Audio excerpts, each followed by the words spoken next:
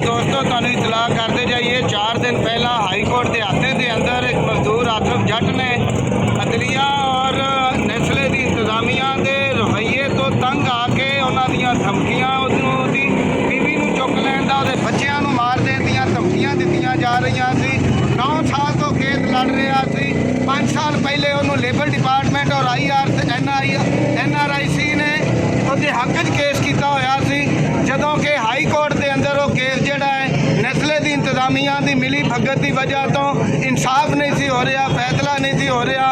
High court के हाते के अंदर उस मजलूम ने अपने ते तेल छिड़क के 6 बच्चों के बाप ने जोड़ा इस केस के दौरान अपना घर बेच चुकिया सी, अपनी गड्डी बेच चुकिया सी।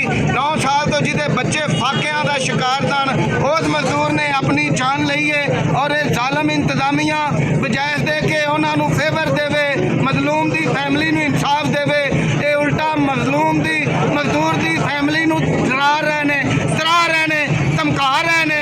पुलिस भी धमकियां दे रही है और डेड बॉडी नहीं उन्होंने सपुर्द की जा रही। कहते ने पुलिस की कस्टडी डेड बॉडी जाके दफन करांगे। ये जुल्म के ज़ाब्ते ये कोई किसी सूरत कबूल नहीं है। हर बंदे नूं आवाज़ उठानी चाहिए। मीडिया भी मैनेज होया है, अदलिया भी मैनेज होई सी।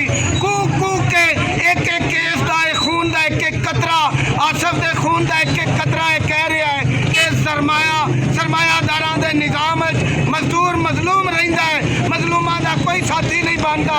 आओ इस मजलूम के हक लई इंसाफ लई आवाज़ चुकीए, पर भी आवाज़ आनी चाहिए।